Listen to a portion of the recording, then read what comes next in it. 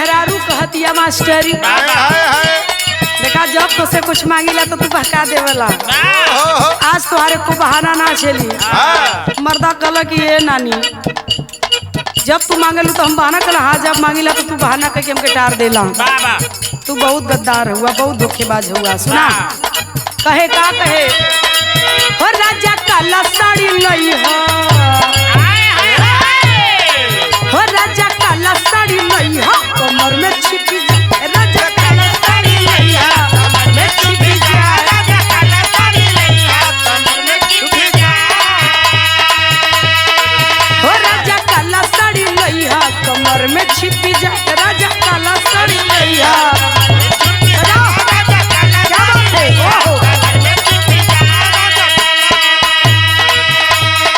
नैहर में पगनी भाऊजी मोरी बरजे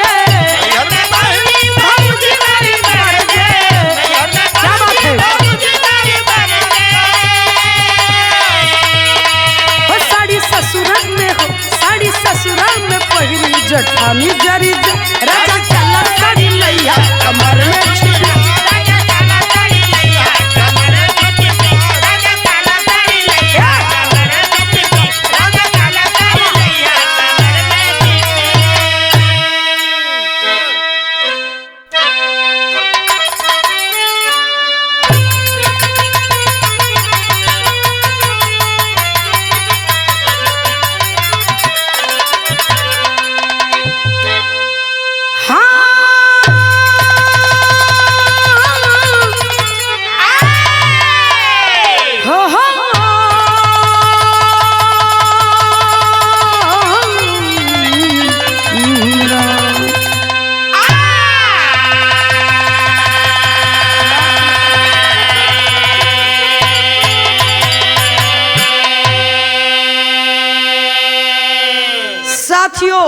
बाबा हम गायिका नीतू राज अपने साथियों की आवाज में बाबा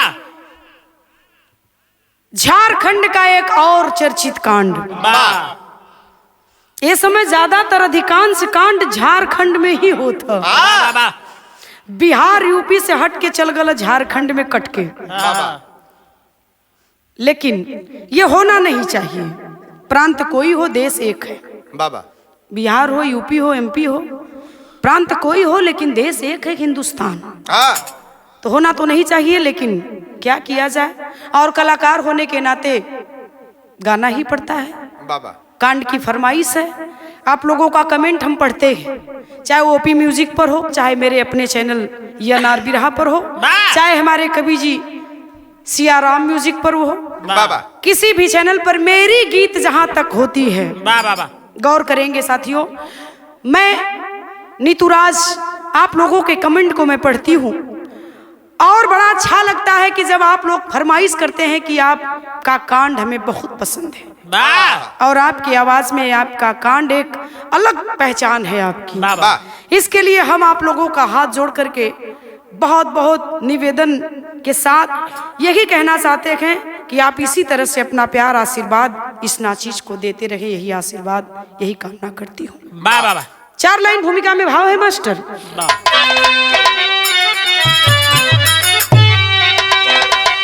तो जग में जननी का गुणगान करते सभी नहीं कर सका कोई उनकी बुराई। मान ममता को कुचला कई बार है जिसका उल्लेख इतिहास करता है भाई। एक ऐसी ही सुनिए करुण वेदना तो गाथा लिखते कलम को भी आई रोआई। मान सम्मान को ताक पर रख दिया सिया राम माए ऐसी कसाई।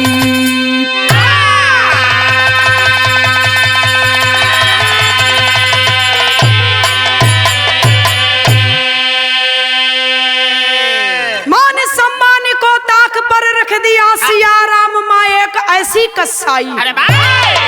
माँ का दर्जा चाहे पिता का दर्जा दर्जा हर वक्त हमेशा भगवान से ऊपर रखा गया साथियों। और जिस माँ बाप का दर्जा भगवान से ऊपर रखा गया वही माँ बाप अगर अपनी औलाद के साथ कुछ गलत करते हैं तो कहीं ना कहीं दोषी हैं। गलत तो गलत है, चाहे औलाद करे माँ के साथ, चाहे माँ करे औलाद के साथ। एक बड़ी ही ऐसी ही दर्दनाक कहानी, एक लाइन गजल है मास्टर। कवन गजल है? तनी आजा महाराज।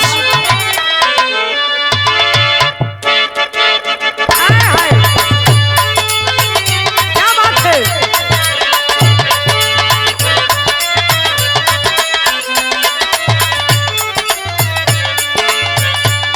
अरे आंख से छलका आंसू,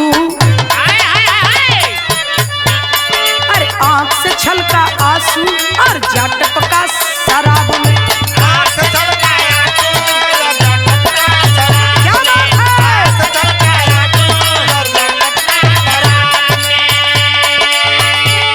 अरे दिल में चुभा जो कहता, अरे दिल में चुभा जो कहता, अरे दिल में चुभा जो कहता तो जा निकला गुलाब में। आंख से छलका आंसू और जा टपका शराब में।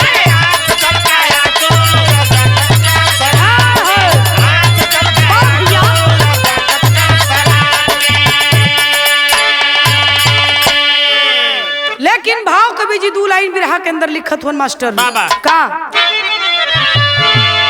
अरे अपना ही बनाबे गहना, अपना ही बनाबे गाना तो क्या कहना संसार का।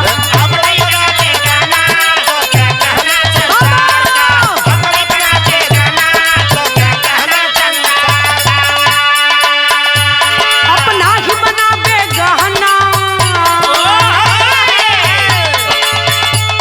अपना ही बनाबे गाना तो क्या कहना संसार का। अरे आया गजब जमाना, क्या आया गजब जमाना, ना कोई एतबार का, ना कोई एतबार का।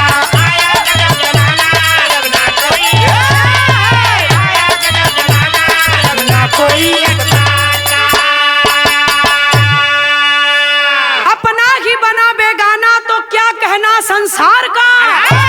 अरे आया गजब जमाना ना कोई एतबार का।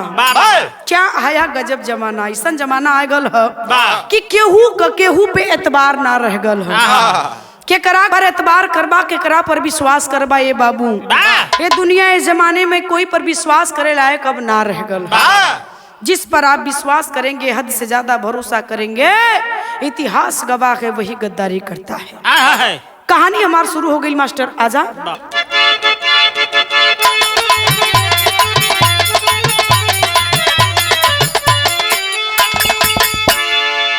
कहानी शुरू हो गई बाबूजी। जिला रांची से झारखंड की कहानी है, जिला रांची से झारखंड की कहानी है। ट्रक का ड्राइवर गरीब एक तूफानी है।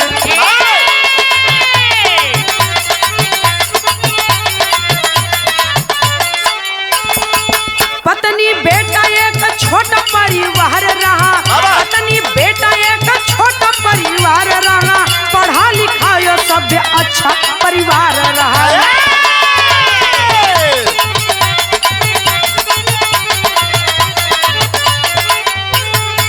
मगर सन 2018 ने मोड़ लिया, मगर सन 2018 ने मोड़ लिया, दसाग साप संग बिमला उनको छोड़ दिया।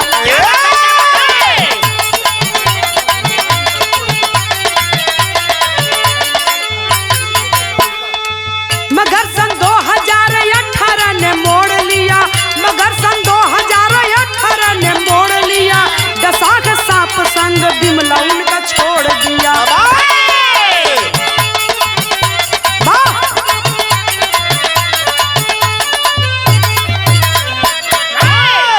गौर करेंगे बाबूजी, झारखंड प्रांत के अंतर्गत रांची जिला कई बात बा। एक गरीब परिवार जो ट्रक का ड्राइवर था जिसका नाम बताया गया तूफानी। ट्रक का ड्राइवर तूफानी बड़ा ही सभ्य परिवार, गरीब तो जरूर था लेकिन परिवार में सभ्यता थी। बाबा सब कुछ अच्छा चल रहा था, बहुत अच्छा चल रहा था, कोई दिक्कत नहीं थी। लेकिन अचानक उस परिवार को नजर लग जाती है। बाबा सन 2018 का दिन था, जिसकी पत्नी तूफानी की पत्नी का नाम बताया गया बिमला। बिमला रात का वक्त है, अपनी चारपाई पर आंगन में सोई है बाबा और पति बाहर सोया है। और अचानक आवाज लगा देती है अपने पति को, दौड़ के आता है, देखा क्या हुआ क्या हुआ। पता चला कि सर्प ने डस लिया उसे। बिमला को सर्प ने डसा है, लेकर दौड़ता है यहाँ वहाँ झाड़ फूक के लिए, दवा के लिए गया आया, लेकिन बात बनी नहीं। बाबा बात बन नहीं पाई और तूफानी का संग बिमला ने छोड़ दिया। मर जाती है बिमला उस सर्प के डसने से। समय बीते लागल बाबूजी, पति पत्नी के बीच एक बेटा है और पत्नी गुजर गई। बेटे को लेकर के तूफानी गरीब आदमी जीवन की नैया किसी न किसी तरह से चला रहा है। बाबा दुनिया में, जमाने में, गांवपुर में, समाज में सारे लोग जब किसी की पत्नी गुजर जाती है तो लोग चर्चा करते रहते हैं, ऐसे कैसे चली, ऐसे कबले चली, एक बेटा है अभी तो और उम्र बाकी है, ऐसे कब तक चली। गौर करेंगे जब ये लोग चर्चा करने लगे बाबा, तो एक दिन की बात है मास्टर, होता क्या है, बड़ी सुंदर गीत यहाँ लग गई, बहुत अच्छी।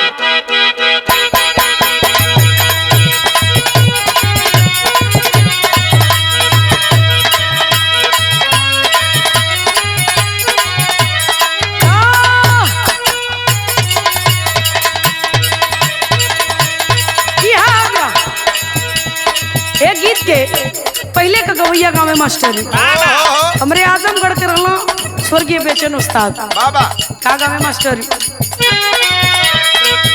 अरे सुंदर यली पनिहारी नकुआ न अलरत आवे, सुंदर यली पनिहारी नकुआ न अलरत आवे, सुंदर यली पनिहारी नकुआ न अलरत आवे, हलरत आवे हो हलरत आवे, हलरत आवे हलरत आवे,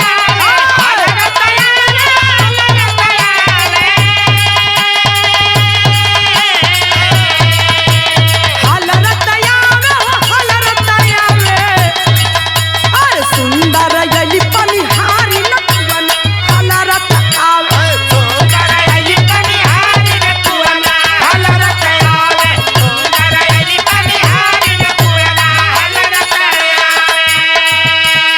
लेकिन बिरहा में कवि जी भाव लिखत होन, गौर करिहन बाबूजी का भेल, काटे धावे, अरे काटे धावे घरवा दुआरवा, रोवा देखी लाल का चेहरवा, काटे धावे घरवा दुआरवा, रोवा देखी लाल का चेहरवा, काटे धावे घरवा दुआरवा, देखी लाल का चेहरवा, लाल का चेहरवा हो लाल का चेहरवा, लाल का चेहरवा हो लाल चेहरवा, लाल का चेहरवा लाल का चेहरवा,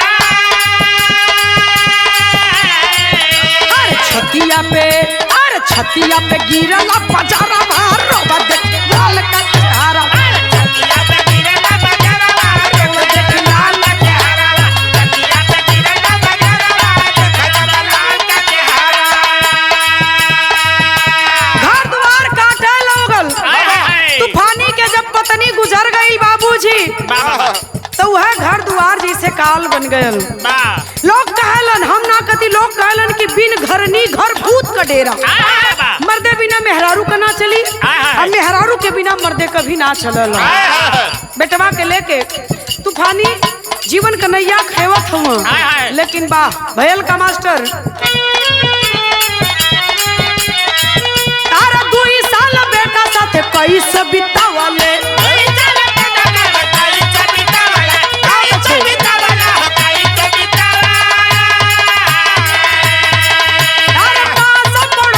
नात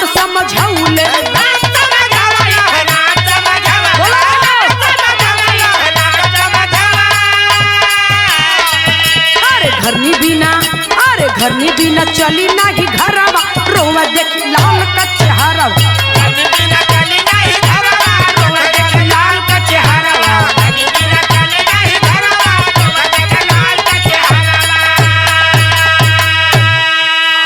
जैसन कि हम बतौली कि पास पड़ोस के लोग समझावे लगलन हित नात रिश्तेदार समझावे लगलन अरे तूफानी ऐसे ना चली है भैया तुआरे ठे बेटवा भी है बिना घरनी के घर ना निक लगला घरनी से घर है घर से घरनी ना घरनी से घर होला समझावत हुआ लोग है बाबूजी तब हम एक लाइन फिर तर्ज बदल गई का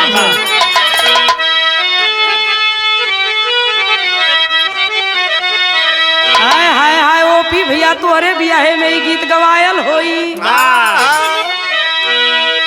मेहरारू गावेली रामकृत भैया के मेहरारू गावेली संतू भैया तोहरो मेहरारू गावेली एक सब कर माता बहन घरे घरे गावेली का गावेली आवा अरे कवन रंगा घोड़ावा कवनाया सवार दिल जनिया सखी कैसन हुआ दूल्हा तो कर कमा सुन जनिया सखी कैसन हुआ दूल्हा तो हमार दिल जनिया सखी कैसन हुआ दूल्हा तो हमार दिल जनिया कवन रंगा घोड़ावा कवनाया सवार दिल जनिया सखी कैसन बड़े दूल्हा तो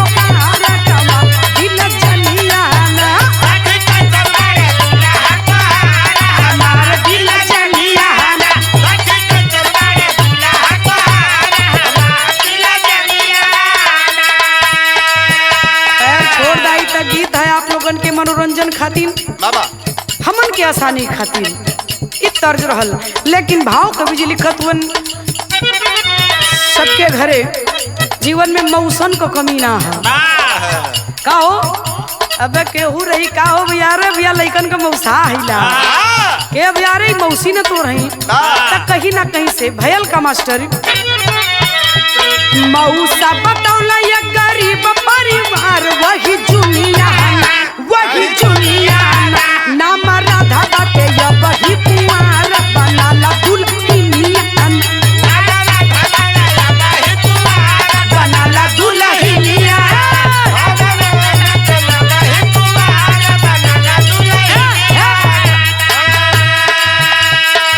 मौसा तूफानी का मौसा बतावत हुआ कि देखा ऐसे ना जिंदगी बीती जिंदगी अब इन बहुत लंबी है ऐसे कब ले बीती बा दुनिया में आवा जाए के तो सब कर लगल सब ही एक दिन चल जाई एकर मतलब थोड़ो कि वही के गम में तू बैठल बा रात दिन पागलन मतीन अच्छा ना लगत हम जब आवत ही तो हम नीक ना लगत कल मौसा का करी कल सुना एक ठे राधा नाम का लड़की हम के देखले ही सभ्य बढ़िया परिवार का ठीक ठाक है आ सबसे बड़ी बात की बियाह ना भला कुंवार कहबा बात चलाई वही से बियाह कहला सुना हमार बात का कहले मास्टर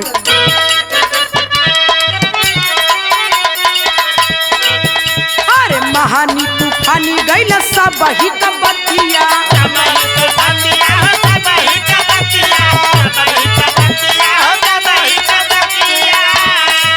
अरे राधा के बनाई लिहला अपन अवरतिया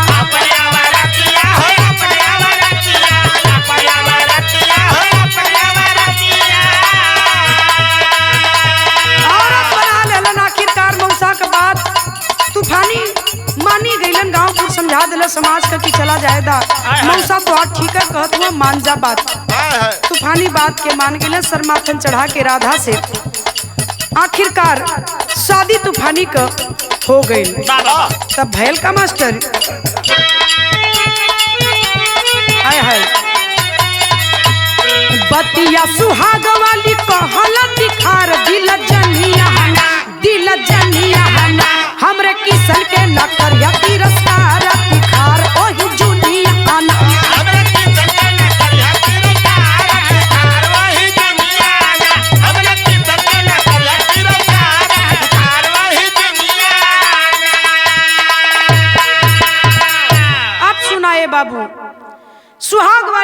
राधा का शादी आखिर तूफानी से मौसा करा देना। जब मौसा शादी करा देना, विदा होके एलिन राधा तूफानी के घरे। सुहाग वाली रात है, पति पत्नी दोनों लोग बैठल हुए बाबा सुहाग के सेज पर।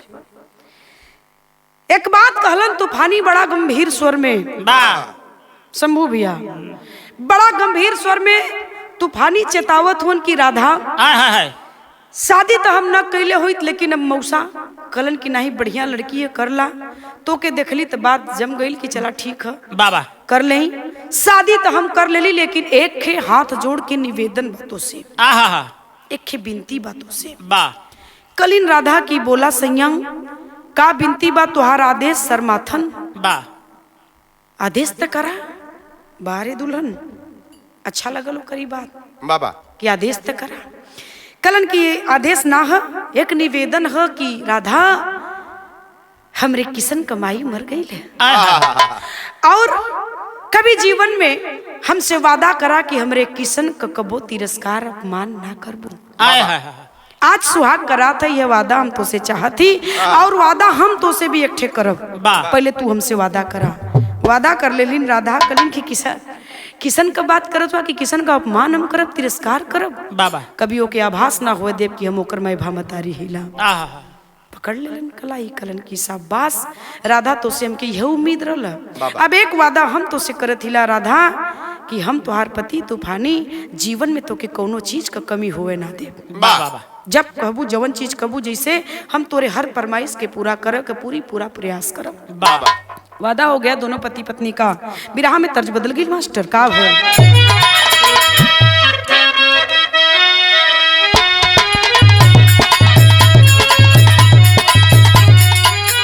यह गीत बा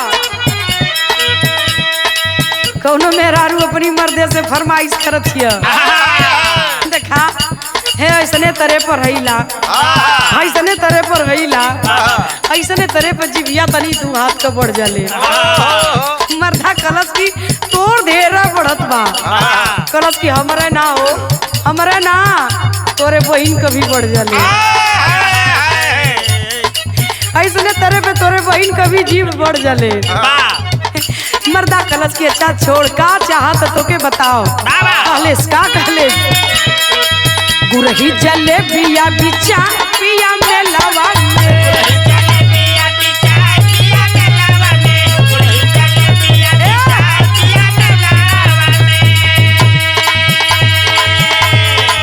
ले ले यहाँ गरम छना तो होई तेलवा में। ले ले यहाँ गरम छना तो होई तेलवा में। गुरही जले बिया बिचा पिया में लवा में।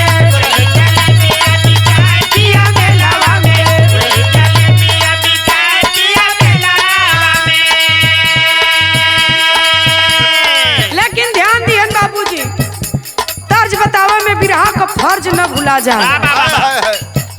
प्रयास रहा पूरा कि आप लोगन के बीच में कहानी एकदम साफ साफ समझ में आ जाए।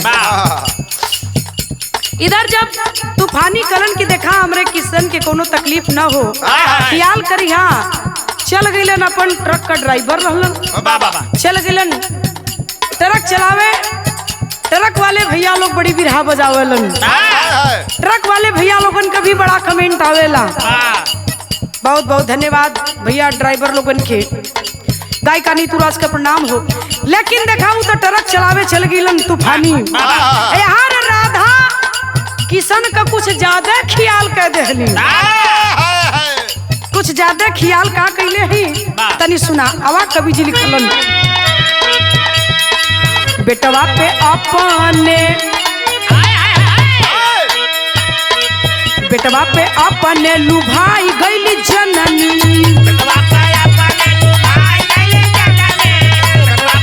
बहुत अच्छे। माई का महिमा भुलाई गईली जननी। माई का महिमा भुलाई गईली जननी हो। बेटवा पे अपने लुभाई गईली जननी।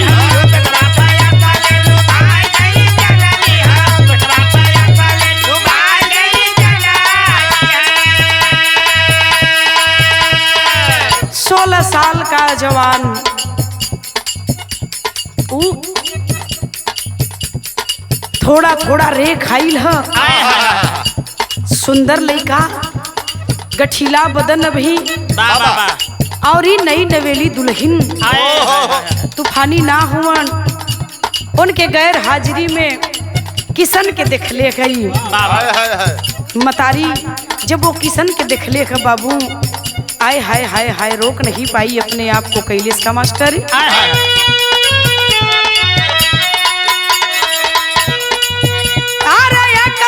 दिहाली बताए दिल का बतिया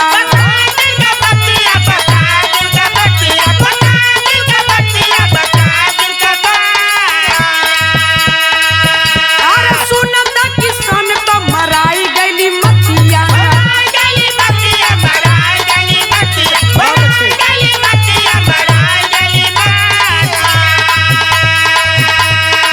छाती से अपने लगाई लिहली जननी छाती से माई का ममता भुला गईली जननी माई का ममता भुला गईली जननी माई का ममता भुला गईली जननी छाती लगा के लिपटाई गईली जननी छाती लगा के लिपटाई गईली जननी माई का ममता भुला गईली जननी माई का ममता भुला गईली जननी माई का ममता भुला गईली जननी माई का ममता भुला गईली जननी गैर हाजिरी में तूफानी के वह राधा देखती है 16 साल तकरीबन उसकी उम्र हो गई है बाबा किशन की और देख करके मोहित हो जाती है सुबह का वक्त था सो करके उठा है और देखती है जा करके अपने दिल की बात कह करके सीने से लगा लेती है बाबा और जब सीने से लगा लेती है छाती से लगा करके लिपट जाती है भूल गई वह राधा है तो मेरे पति का बेटा है तो मेरी सौतन का ही बेटा तो कहीं ना कहीं से मैं इसकी माँ ही तो हूँ बाबा ये मेरा बेटा है और मैं ये क्या करने जा रही हूँ लगा के छाती से लिपट गई अरे बाप रे बाप जब छाती से लगा के लिपटल बात तब भयल का मास्टर तनी सारंगा से भाव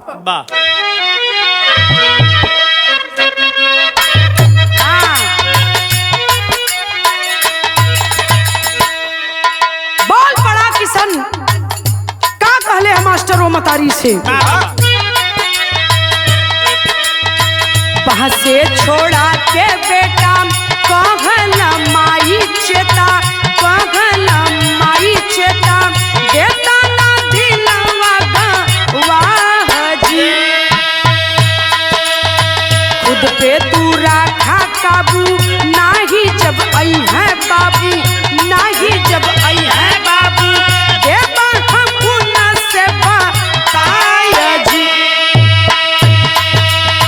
छोड़ के सोचली राधा गजबा बनल ई बाधा गजबा बनल ई बाधा पहले बता दा कुछ घुमाया जी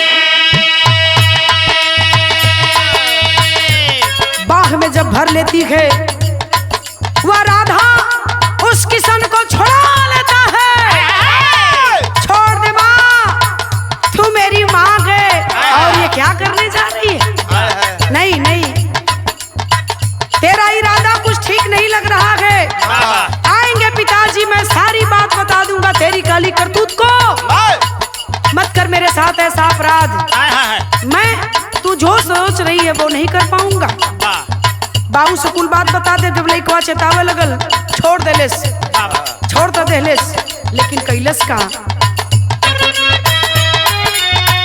उन कैली ओ ही राती लूटल चाहला हाथी लूटल चाहला हाथी हाथी की सनमाई बाया जी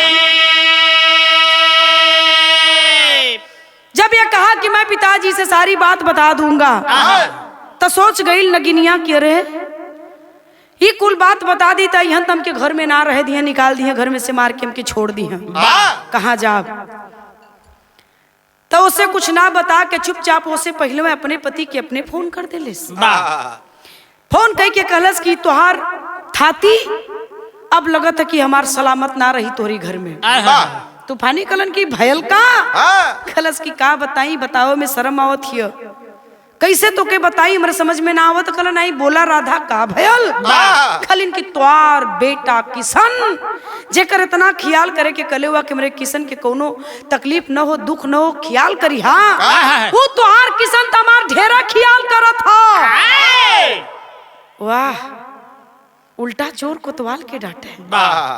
एक तो चोरी करत है, ऊपर से सीना जोरी बतियाओ थी। कलश की तुहार बेटवा का नजर हमरे पर ठीक ना, एक नजर गंदी हो गई। कहले का मस्त टेरी लगावा।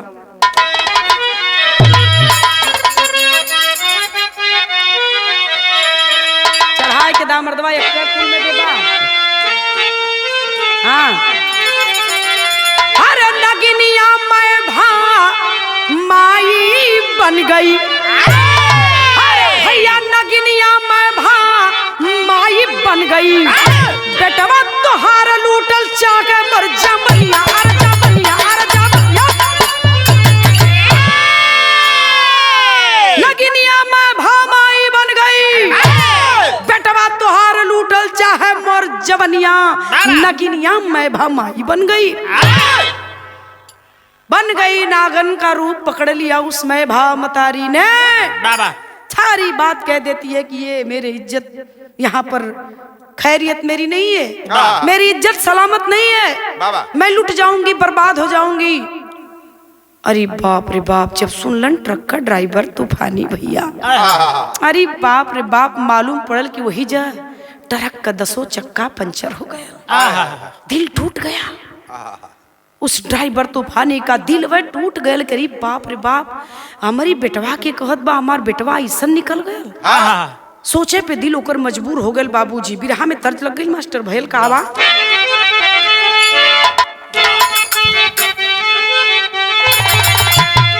अरे रोई मर बोये राजा,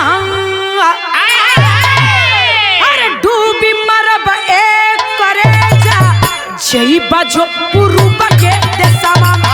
डूबी मरब एक राजा, जई बजो पुरुब के देसवा। डूबी मरब एक राजा, जई बजो पुरुब के देसवा। लेकिन बिरहा के अंदर हमरे कवि जी भाव लिखत हुन बाबू। कहानी सुनने वाले लोग गौर करेंगे कहानी पर हुआ क्या। सोने नहीं हो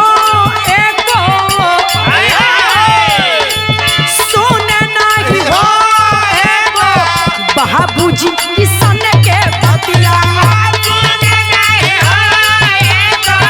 बाबूजी किसन के बतिया, बाबूजी किसन के बतिया। राधा के प्यार में मां आईसन मराइल मतिया, राधा के प्यार में मां आईसन मराइल मतिया। सोने नहीं हो एको बाबूजी किसन के बतिया, सोने नहीं हो बाबूजी किसन के बतिया, सोने नहीं हो बाबूजी किसन के बतिया। हाय हाय हाय आ गइलन बाबूजी। तूफानी आखिरकार राधा के फोन पर घरे आ गइलन। आ जब घरे अइलन किसन के मारे गरियावे लगलन कि ऐसन काहे कैले, ऐसन काहे कैले, तोर मतारी ह शर्म ना लगल मतारी के साथे ऐसन करली करतूत खरे में नीच हमारा। हाय हाय हाय रो करके 16-17 साल का वह जवान गिड़गिड़ा करके अपने बाप के पैरों पर कह रहा है, पिताजी मैंने ऐसा कुछ भी नहीं किया है, कुछ भी हम ना कहले बाबूजी, जो ना आपसे कहले हम आइए। आवा मास्टर भयल का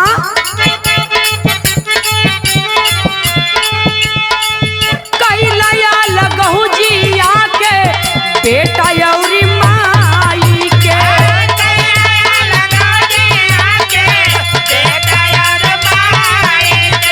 क्या बात है।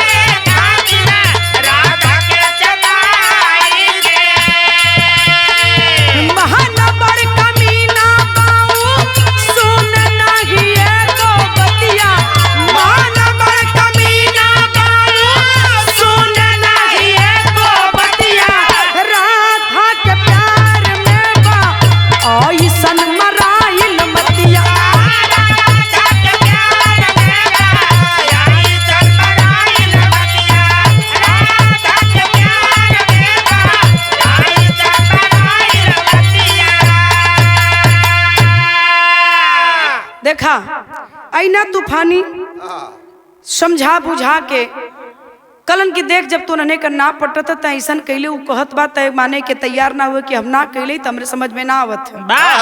अब ये सबके सुनते हुए हम यहाँ तक पहुंचल हैं कि एक काम करा दोनों मिला अलगे रहा। तू अपन अलग बनाओ खा किसन अपन अलगे बनाई खाई जब तो उनका दोनों का ना पटत है तो का जरूरत है एक में रहे का। हम अगर तो नहने के बैठ के गोरब तक कमाब का खियाई तो नहने कैसे कमाब का खियाई तूफानी ये बात के करके आखिरकार दोनों माई बेटवा के अलगौजी करा दिलन। अलग रहे लगल अपन बनाओ खाए लगल किसन अपन अलग मड़ई में बनाओ खाए लगलन। माई बेटवा का बोलचाल बंद हो गई। बंद तो हो गई बाबू लेकिन कुछ दिन बीतल है भैल का मास्टर वही में रहा।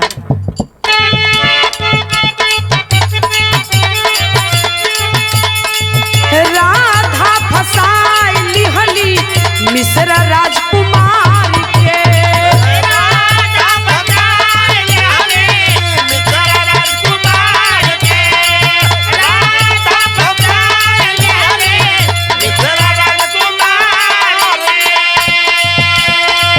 दिन रात रोहे साथे दिन रात रोहे साथे अपने उयारी के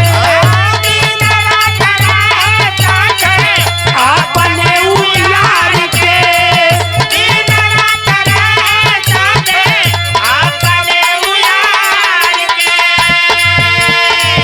योजना बनवला दुनो ऐसे बनी ना बतिया योजना बनवला दुनो ऐसे बनी ना बतिया सुन नहीं हो एगो बाबूजी किसन के बतिया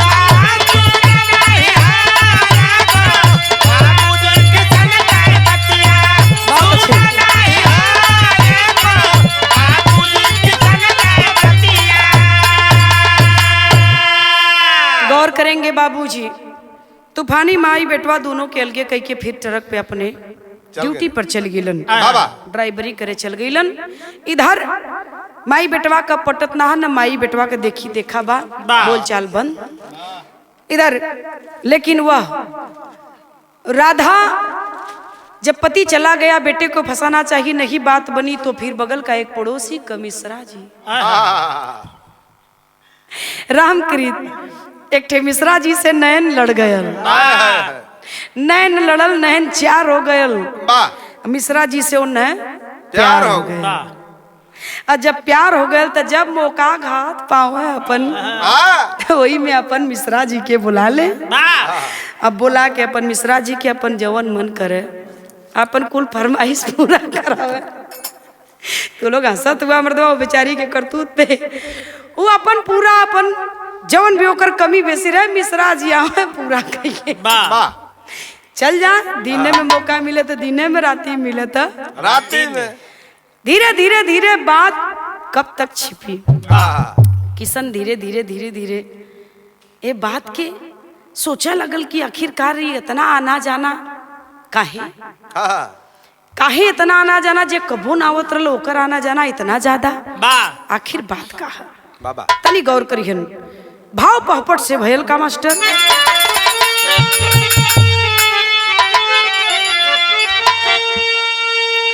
तब फोन पे राधा राजकुमार से बोली परसों होली बाम आई हा तू पिस्टल में भर के गोली परसों होली बाम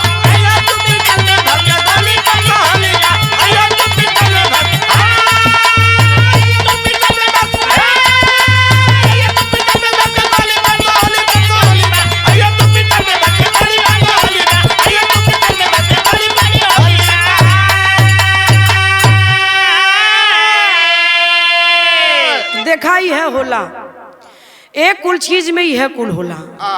एक दिन राजकुमार मिश्रा बोल पड़लन कलन की राधा ऐसे कई दिन चली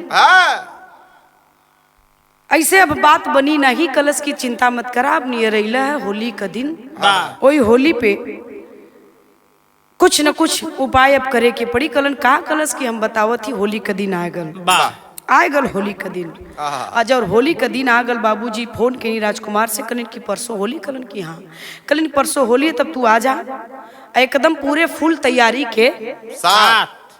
तो कहलिन का करब हम, सुना हमार बात। आवा मास्टर।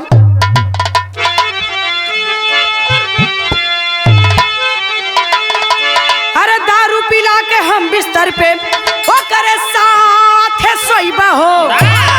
अरे बंद के बाड़ी रही ना खाली, अंदर से उठ नहीं बहो। तुरंत के बाड़ी देव उठ के अरे खोली परसों होली बाम, लाश फेंकाई पिछवाड़े जो खोली परसों होली बाम।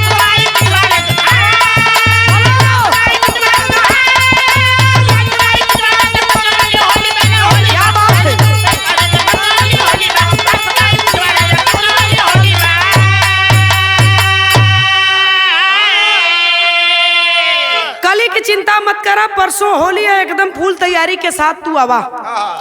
आवा आई आयल हुआ ए ना चौचक होली का एकदम तोहफा दे। खूब बढ़िया से न पी है खई है, पीऊ के जब सूती है तो दरवाजा जब लेके अंदर बंद करके सूतब, तब दरवाजा हम बंद ना करब। कलन मिश्रा जी तब कलिन के एकदम खाली उठंगाए के छोड़ दे। और तू धीरे से पिस्टल में कायदे के चौचक गोली वोली भर के लेके यहाँ इनकर काम तमाम कह के धीरे से लाश उठा के पिछवाड़े कोली में तमाम कह देवल जी। कोई के सबूत तक ना छोड़ी। गल ना ट्रक पे चल गल रात बिरात कमाए, और ट्रक पे गल हुआ कमाए, फिर अपन ना आई न भर फिर देखल जाई न लाश कोई के मिली न कोनो सबूत मिली। मिश्रा जी तैनात हो गई, बात समझ में आ गई। आय हाय हाय बाबू, लेकिन होता क्या है साथियों, ऐलन मिश्रा जी कहे अनुसार योजना के तहत ऐलन योजना के तहत आयल हुन। इधर भयल का मास्टर आल्हा में भाव।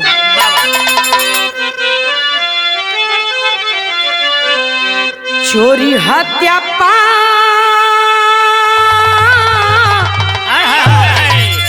चोरी हत्या पाप कबो छुपे ना छुपावले भैया।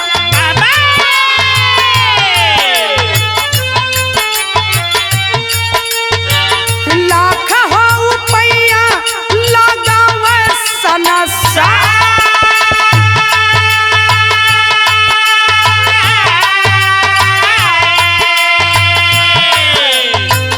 तूफानी किसन के साथे गइल छतवा पे पंचो।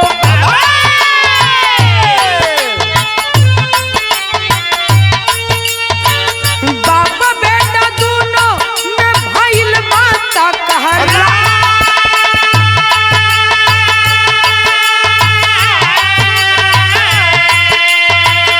अबले राजकुमार आई गइल वही समैया पंचो।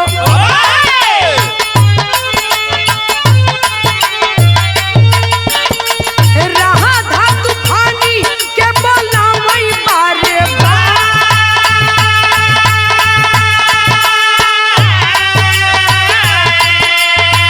आइला तूफानी नीचे पाकड़ी नगिनिया बाप।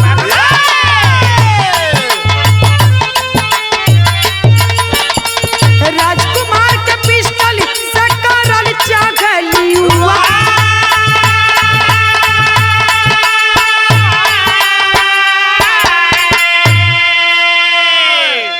लोग बताओ कि चोरी हत्या पाप खुले आप से आप। कोई हो दुनिया जहान में जे कैले सोकर छिपल ना घी। इधर फोन पर बात करते हुए उस नागन को अपने पिता के मारने की योजना वो सुन लिया था किसन नौजवान। बुलाया अपने बाप को, छत पर लेकर के गया और ले जाके अपने बाप से सारी बतिया बतावे जात है कि बाऊ तोरे साथे माई ठीक ना करते, माई का कुछ योजना है। तब तक बोल पड़ा डपट करके, वो तो प्यार में पागल हो चुका था राधा के कि किशन का बाप तूफानी कलन की तोर नियत ठीक ना है। तोर नियत अपने मतारी के प्रति ठीक ना, त एक पर एक साजिश रचत हुए कि का करी तोरे माई की हम मारी गरियाई तब तक खुश रहे। कलन की हाँ पिताजी, हमार बात तोरे समझ में ना आवत, हम बस ये दुर्भाग्य हमारा कि तो के समझाओ थी तू समझत ना हुआ। लेकिन सच्चाई है कि माई कुछ योजना बनले तब तक नागिन छत पर पहुंच जाती है। बाप बेटवा के बात करत देखल, सोचे लगल कि अरे कुछ ये बतावे न तब तक बुला ले तूफानी के जैसे ही निचवा बोलौले है और तब तक भैल का मास्टर यहाँ बिराह के खड़ी में कवि जी लिखत हुआ।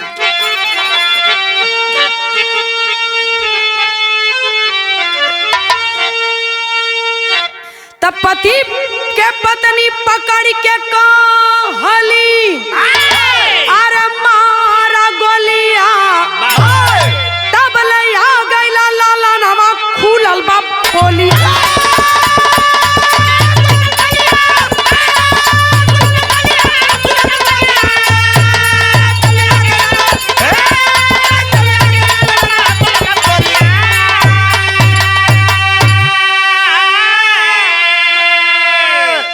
वह राधा सारी योजना के तहत बुलाती है राजकुमार को कि ऐसी ऐसी योजना रहेगी। सारे बात को फोन करते हुए सुन लिया कौन किशन। जैसे ही घरे में आयल हुन तूफानी तुरंत किशन बुला के अपने बाप के लेके गईलन छत पे। अले जाके बात बतावल चाहत हुआ अपने बाप के कि बाबू माई का नियत तोहरे प्रति ठीक ना है। माई कुछ योजना बनौले है और तोरे जान का खतरा बा बतावल चाहत हुआ किशन बहन। तब तक डपट के बोल पड़लन तूफानी की तोर दिमाग खराब है, तोरे मातारी के प्रति हमेशा तोर नियत खराब रहेले। जब देखा तब माई तोरना तय षड्यंत्र रचेले तय का हरामी हुए माई तोर ठीक है तय नीच हुए। कलश की ना के बाबू तू गलत समझत हुआ। अब इन्हीं बतिया बतौते बाबू से कुछ कहे और तब तक वह नागिन छत पर आ जाती है। छत पे आयल तो अपने पति के बुलावत हिय बुलाए के तूफानी के लेके नीचे गईल। जैसे ही ओके नीचे लेके जात बा पीछे पीछे किशन नहीं माना आपके बाप के पीछे पीछे वो भी गया नीचे। जब नीचे वहां गयल बाबू तबले भेल का मास्टर तब भागल चहला राजकुमार जनवा बचाई हो लेकिन छोड़ के पिस्टल किशन दिहला चलाई हो। प्रेमी प्रेमिका दोनों का बंद भैली बोलिया तब लया गैला लाला नावा खुलल बा बोलिया। गौर करेंगे बोल पड़ी वह नागिन राधा की यही मौका है चला दो गोली से। पकड़ लेती है अपने पति तूफानी को अखबार में और कहलस की यही समय है। राजकुमार अपने प्रेमी से कहती है कि चला दे पिस्टल मार दे गोली मार दे इसकी जान को खत्म कर दे इसे। तब तक देखा किशन कि मेरे बाप की जान को खतरा है देख ही रहा है। पीछे से दौड़ करके जाता है पकड़ लेता है पिस्टल छीन लेता है। छीन के पिस्टल कैले का मास्टर छीन करके पिस्टल और वह किसान नौजवान देख लिया कि मेरे बाप को अब जान का खतरा के नहीं बचेगा तो पिस्तलिया छीन के वो माई मैभा राधा के और वही राजकुमार के वही दम गोली मार देले। और जब गोली मार देले तब भैल का मास्टर अरे हाजिर हो अदालत में गुनाह कर कबूल हो कहला तूफानी बेटा भैली हमसे भूल हो। जेल लेके जाला किशन के पुलिस का टोलिया तब लया गैला लाला नवा खुलल बा बोली।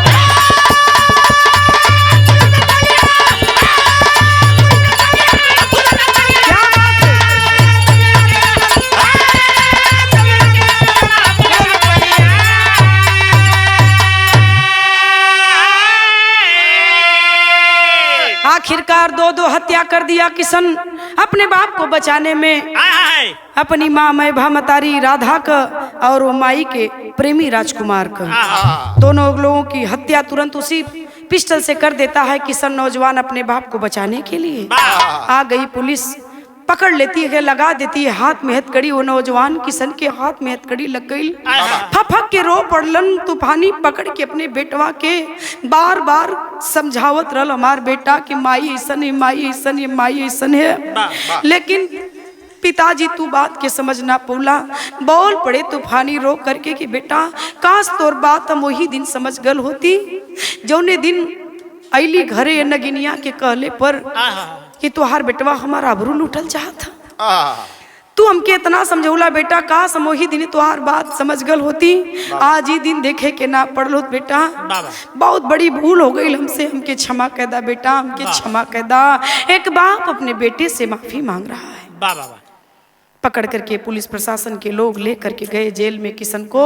वाह। सन 2018 में यह उसकी मां मरी थी और उसके 2 साल बाद 2020 में तूफानी ने राधा से विवाह किया था। वाह। और बाबूजी 2022 में का भयल आवा अरे 2022 17 मार्च वाले दिनवाम होली त्योहार गुरु वार कबाई घटनवाम छाया मातम कोई खेला नहीं रंग का होलिया तो छाया मातम कोई खेला नहीं अरे रंग का होलिया तब ले आ गई लाला नवा खुलल बा पोली।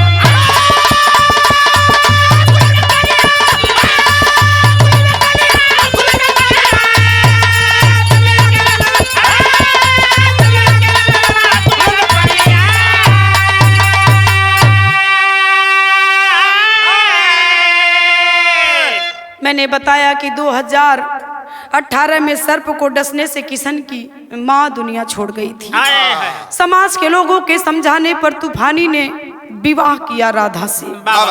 लेकिन 2022 17 मार्च होली का वह मनहूस दिन, यही 2022 जो 17 मार्च होली का दिन बीता है बाबूजी, इसी दिन वह मनहूस आखिरकार वह दिन था जिस दिन उस किशन नाम के उस नौजवान को 2 हत्या का आरोप लगा और हाथ में हथकड़ी लगा करके प्रशासन के लोग ले करके गए जेल की काल कोठरी में डाल दिए। क्या गुनाह था उस जवान का, क्या गुनाह था उस ट्रक के ड्राइवर का। लेकिन बाहरे जमाना बाहरे दुनिया के लोग पहलवा बतौली है कि बाबू के करा पे भरोसा करबा केहू का ईमान कब डगमगा जाए कोई ना जाना। तो ये रही कहानी। पछता रहा है वह तूफानी ड्राइवर की काश में अपने बेटे की बात को पहले दौर में ही मान गया होता, लेकिन नहीं मानने का नतीजा आंख बंद करके भरोसा कैलन अपनी पत्नी राधा पे और नतीजा ही निकलल। तो कहानी खत्म होती है यही खानदान का परिचय है मास्टर। गुरु बिहारी गुरु रमन ऐसे भी इसी वतन में श्यामा सीताराम भरत जी विश्वनाथ के मन में नगिनिया मैं भमाई बन गई नीतू सिया राम का रतहा का महारानिया।